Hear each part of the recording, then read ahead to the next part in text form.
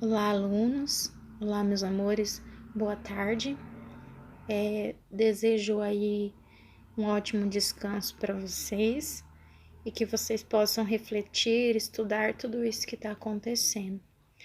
Então vamos lá, porque embora tenhamos que ter parado, as coisas não pararam totalmente. Então nós precisamos continuar estudando para que nós não precisamos repor essas aulas depois. Então, para que vocês não fiquem prejudicados, eu resolvi postar esse vídeo que vai dar uma explicação mais ou menos do conteúdo que eu disponibilizei para vocês aí no Google Sala de Aula e no Google Drive e no site das escolas. Então, vocês alunos do primeiro ano, eu postei um slide sobre as bases químicas da vida e junto com esse slide eu postei algumas atividades. Então, o que são essas bases químicas da vida? Então, como vocês sabem, todos os seres vivos eles são formados por células. Só que antes deles serem células, eles são constituídos de moléculas. Então, essas moléculas elas são substâncias químicas. Então, nós temos substâncias químicas orgânicas e substâncias químicas inorgânicas. As substâncias químicas orgânicas são moléculas que contêm átomos de carbono na sua composição. E as inorgânicas, elas não contêm esse átomo de carbono. As orgânicas, então, elas além delas conterem esse átomo de carbono, elas têm uma propriedade delas serem reutilizáveis na natureza. Então, quando algum ser vivo morre, essas substâncias orgânicas presentes no seu corpo, elas são decompostas por fungos e bactérias e elas conseguem retornar à natureza como minerais que são reutilizados pelas plantas. Então, somente as moléculas orgânicas têm essa propriedade. Então, quem são as moléculas orgânicas de todos os seres vivos? As moléculas orgânicas dos seres vivos, elas são proteínas, lipídios, vitaminas, ácidos nucleicos e carboidratos. Então, são esses componentes: lipídios, proteínas, carboidratos, vitaminas e ácidos nucleicos. As moléculas inorgânicas que não contêm os átomos de carbono vão ser água e sais minerais. No slide que eu postei para vocês, então, nós temos 3 componentes que compõem os seres vivos. Nós temos água, sais minerais e carboidratos. No início desse slide também, nós temos um conceito de macronutrientes e micronutrientes.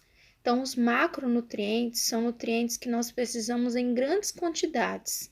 Então, quem são esses macronutrientes? São lipídios, proteínas, água, as vitaminas não, as vitaminas são micronutrientes, tá? Então, são os lipídios, os carboidratos, as proteínas e a água. Então, são macronutrientes, são nutrientes que nosso corpo precisa em grande quantidade. Os micronutrientes são nutrientes que o nosso corpo precisa, mas em pequenas quantidades. Então, quem são os micronutrientes? São as vitaminas e os sais minerais, tá? E aí, então, a gente adentra no slide. Então, o slide começa pela água. Então, a água é a famosa H2O. Então, ela tem 2 moléculas de hidrogênio e uma de oxigênio, e ela é uma molécula polar. O que é isso? Uma molécula polar é uma molécula que tem diferenças de cargas. Então, ela tem cargas positivas e negativas. Então, ela tem cátions e ânions. Então, na molécula de hidrogênio, ela vai ter cargas positivas, e na molécula de oxigênio, cargas negativas. Então, ela é uma molécula polarizada, que tem essas diferenças de cargas. Uma molécula apolarizada, ela não vai ter essa diferença de cargas. Beleza? Então, vamos continuar. Essas moléculas de água, elas são ligadas umas às outras por ligações de hidrogênio. Então, elas têm uma tendência a se atrair. Então, elas se atraem por conta dessa diferença de cargas e elas ficam bem unidas através dessas pontes de hidrogênio. Essa forte atração a gente costuma chamar de tensão superficial da água. Então, a água ela tem uma grande tensão, principalmente se ela estiver, tá? Por exemplo, alguns insetos eles conseguem caminhar sobre a água. Então, eles conseguem caminhar sobre a água por quê? Porque por conta dessa forte atração entre as moléculas de água em contato com o ar, ela forma uma película sobre a superfície. E essa película, ela consegue fazer com que alguns animais, alguns insetos com densidade leve consigam caminhar sobre a água. Por exemplo, quando estava rodando um vídeo aí na internet simulando como é que age o sabão contra o Covid-19. E aí, num prato com água, eles colocaram orégano e aí fizeram a criança molhar a ponta do dedo no detergente. Quando a criança enfiou o dedo com o detergente dentro da água, o orégano que estava na água, ele tendeu a se afastar do centro ali onde a criança colocou o dedo com o detergente. Por que isso? Porque o detergente, ele é um composto surfactante. Então, ele tem essa propriedade de quebrar a tensão superficial da água. Então, ele reage tanto com a água quanto os compostos de gordura presentes. Então, ele quebrou essa tensão superficial da água. Então, essa película que forma devido a essa forte atração entre as moléculas de água, devido a diferenças de carga e essas ligações por pontes de hidrogênio. Nós já voltamos a falar mais disso depois, tá? A água também, ela é um solvente universal. Então, ela dissolve grandes partes das substâncias. As substâncias que a água consegue dissolver, a gente costuma chamar de substâncias hidrofílicas. Fílicas quer dizer afinidade e hidro quer dizer água. Então, são substâncias que têm afinidade por água, tá? Grande parte das substâncias são hidrofílicas, possuem essa afinidade por água. As substâncias que a água não vai conseguir dissolver são substâncias hidrofóbicas. Então, fobia quer dizer medo, hidroágua, são substâncias que têm medo por água. Então, uma substância que tem medo por água são as gorduras, os lipídios. Então, já que nós estamos falando aí do Covid-19, para quem não sabe, o Covid-19 ele é um vírus envelopado. Então, ele tem uma camada de proteína e uma camada de gordura, de lipídios. Por que é importante, então, lavar a mão com sabão? O sabão, como eu já disse, ele é um composto surfactante. Então, ele tem essa propriedade aí de reagir tanto com moléculas hidrofóbicas quanto com moléculas hidrofílicas.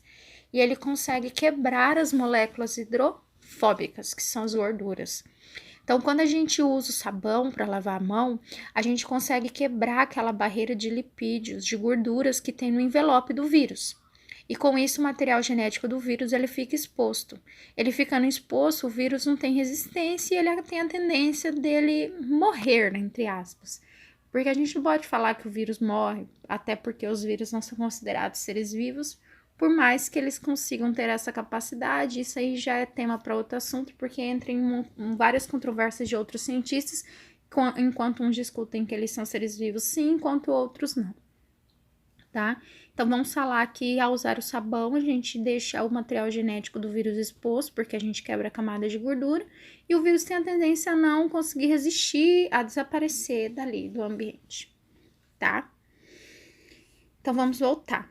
Então, devido à água ter essa substância dissolvente universal, dissolver grandes partes das substâncias hidrofílicas, que têm afinidade por água, ela é utilizada em várias reações químicas que ocorrem no nosso corpo. Então, ela é muito importante porque ela participa dessas reações químicas que ocorrem no nosso corpo, tá? Tanto a nível celular, todas as reações químicas vão ter a presença de água.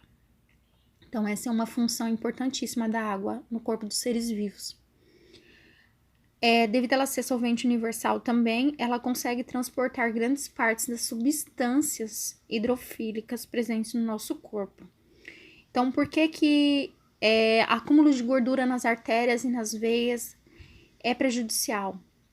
Para quem não sabe, o sangue ele é composto de plasma e de células. No plasma, a gente tem grande quantidade de água e devido a essa solubilidade da água com as substâncias, o sangue consegue transportar substâncias devido à água dissolver parte dessas substâncias.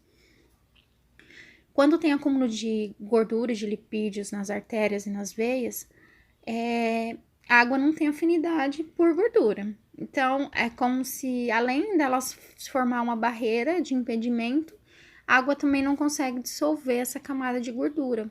Então, isso dificulta a circulação do sangue, podendo provocar aí na pessoa um AVC, um acidente vascular cerebral, um infarto, né? Entre vários outros problemas aí de cardiopatia, de problemas cardíacos, né? No sistema circulatório. Então, a gente já comentou de duas funções importantes da água, que é a questão dela ser um solvente universal e a questão dela estar envolvida no transporte de inúmeras substâncias no corpo. Outra função da água, que ela é um regulador térmico. O que é isso? A água ela tem essa propriedade de regular a nossa temperatura. Então, devido a ela evaporar muito fácil e ela também conseguir absorver grande quantidade de calor sem mudar um pouco a temperatura, a gente consegue suportar algumas temperaturas do nosso corpo.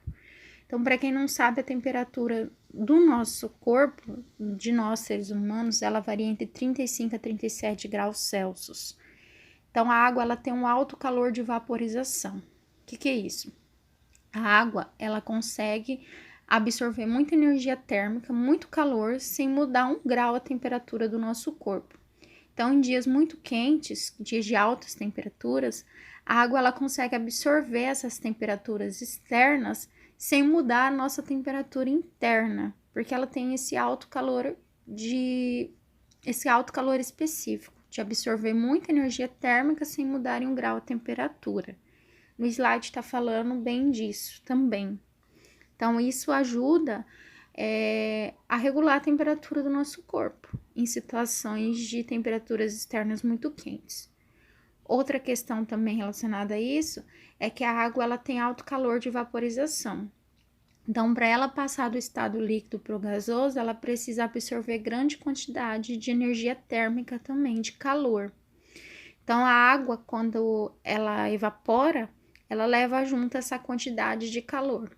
Então, em dias quentes também, os seres vivos, eles conseguem evaporar, né, fazer a transpiração, no nosso caso, o suor, através da água passando do estado líquido para o gasoso. E ao evaporar, ela leva junto essa energia térmica, esse calor muito grande. E isso ajuda a regular a nossa temperatura.